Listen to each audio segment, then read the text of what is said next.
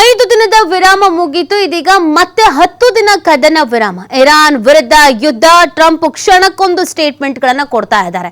ನೋಡಿ, 27 ದಿನ ಆಗ್ತಾ ಬಂತು ಈ ಯುದ್ಧ ಶುರುವಾಗಿ.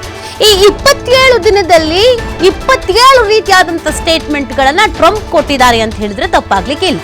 ಕ್ಷಣಕ್ಕೊಂದು ಸ್ಟೇಟ್ಮೆಂಟ್ ಗಳನ್ನ ಕೊಡ್ತಾ ಇದ್ದಾರೆ, ಸೋಷಿಯಲ್ ಮೀಡಿಯಾದಲ್ಲಿ ಹಂಚ್ಕೊಳ್ತಾ ಇದ್ದಾರೆ. ಇದರಲ್ಲಿ ಎಷ್ಟು ಸತ್ಯ, ಎಷ್ಟು ಸುಳ್ಳು, ಯಾವುದು ಏನು ಎತ್ತ ಒಂದು ಕ್ಲಾರಿಟಿ ಅನ್ನೋದಿಲ್ಲ.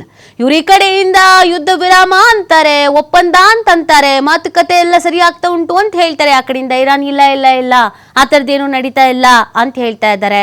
ಗಿಫ್ಟ್ ಕೊಟ್ರು ಅಂತಾರೆ, ಗಿಫ್ಟೇ ಕೊಟ್ಟಿಲ್ಲ ಅಂತಾರೆ.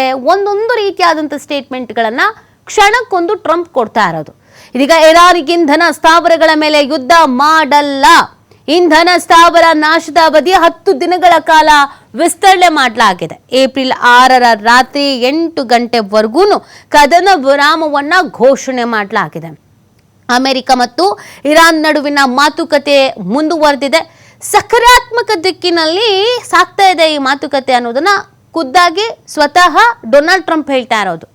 ಇರಾನ್ಗೆ 15 ಅಂಶಗಳ ಆಕ್ಷನ್ ಲಿಸ್ಟ್ ಅನ್ನು ರವಾನಿಸಿರುವಂಥದ್ದು ಅಮೆರಿಕ. ನೋಡಿ, ಈ 10 ದಿನ ಕದನ ವಿರಾಮ ಅಂತ ಏನು ಹೇಳ್ತಾ ಇದ್ದಾರೆ, ಇರಾನ್ ಜೊತೆಗಿನ ಮಾತುಕತೆ ಬಗ್ಗೆ ಟ್ರಂಪ್ ಮತ್ತೆ ಮತ್ತೆ ಮತ್ತೆ ಮತ್ತೆ ಮಾತಾಡ್ತಾನೇ ಇರೋದು, ಪುನರುಚ್ಚಾರವನ್ನ ಮಾಡ್ತಾನೇ ಇರೋದು.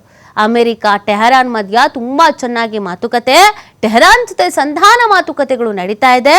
ಇಂಧನ ಸ್ಥಾವರಗಳ ಮೇಲಿನ ದಾಳಿಗೆ ವಿರಾಮ ವಿಸ್ತರಣೆ.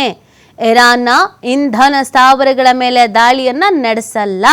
ಸೋಮವಾರ 5 ದಿನಗಳ ವಿರಾಮವನ್ನು ಘೋಷಿಸಿದ್ದ ಟ್ರಂಪು ಇರಾನ್ ಸರ್ಕಾರದ ಕೋರಿಕೆಯಂತೆ ಇದೀಗ ವಿಸ್ತರಣೆಯನ್ನ ಮಾಡ್ತಾ ಇರೋದು ವಿರಾಮವನ್ನು.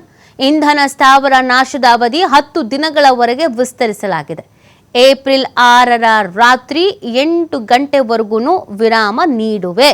ಸೋಷಿಯಲ್ ಮೀಡಿಯಾದಲ್ಲಿ ಪೋಸ್ಟ್ ಅನ್ನ ಮಾಡಿದ್ದಾರೆ ಖುದ್ದಾಗಿ ಟ್ರಂಪ್. ನೋಡಿ, ಟ್ರಂಪ್ ಏನು ಹೇಳಕ್ ಹೊರಟಿದ್ದಾರೆ, ಏನು ಮಾಡಕ್ ಹೊರಟಿದ್ದಾರೆ, ಯಾವ ಉದ್ದೇಶ ಇಟ್ಕೊಂಡಿದ್ದಾರೆ, ಯಾವ ಉದ್ದೇಶದಿಂದ ಈ ಥರದ ಸ್ಟೇಟ್ಮೆಂಟ್ಗಳನ್ನು ಕೊಡ್ತಾ ಇದ್ದಾರೆ ಅನ್ನೋದು ಪ್ರಶ್ನೆಗಳಾಗ್ತಾ ಇದೆ. ಇದೀಗ ಮತ್ತೆ 10 ದಿನ ಕದನ ವಿರಾಮವನ್ನು ಘೋಷಣೆ ಮಾಡಲಾಗಿದೆ. ಇರಾನ್ ವಿರುದ್ಧ ಟ್ರಂಪ್ ಈ ರೀತಿಯಾಗಿ ಕ್ಷಣಕ್ಕೊಂದು ಸ್ಟೇಟ್ಮೆಂಟ್ಗಳನ್ನು ಕೊಡ್ತಾನೆ ಇರುವಂಥದ್ದು. ಇದೀಗ ಒಂದು 10 ದಿನ ಕದನ ವಿರಾಮ ಅಂತ ಹೇಳ್ತಾ ಇದ್ದಾರೆ. ಈ ಕದನ ವಿರಾಮದ ಕಥೆ ಏನು ಅನ್ನೋದು ಗೊತ್ತಾಗಬೇಕಾಗತ್ತೆ. ಏಪ್ರಿಲ್ 6ರ ರಾತ್ರಿ 8 ಗಂಟೆವರೆಗೂ ಕದನ ವಿರಾಮವನ್ನು ಸದ್ಯಕ್ಕೆ ಟ್ರಂಪ್ ಘೋಷಿಸಿದ್ದಾರೆ. 15 ಅಂಶಗಳ ಆಕ್ಷನ್ ಲಿಸ್ಟ್ ಅನ್ನು ಕೂಡ ತಿಳಿಸಿದ್ದಾರೆ. ಸೊ ನೋಡಬೇಕು ಮುಂದಿನ ದಿನಗಳಲ್ಲಿ ಈ 10 ದಿನದ ಕದನ ವಿರಾಮದ ಕಥೆಯಲ್ಲಿ ಏನೇನು ಬೆಳವಣಿಗೆ ಆಗತ್ತೆ, ಇನ್ನೇನೇನು ಚೇಂಜಸ್ ಆಗತ್ತೆ ಅನ್ನೋದನ್ನ.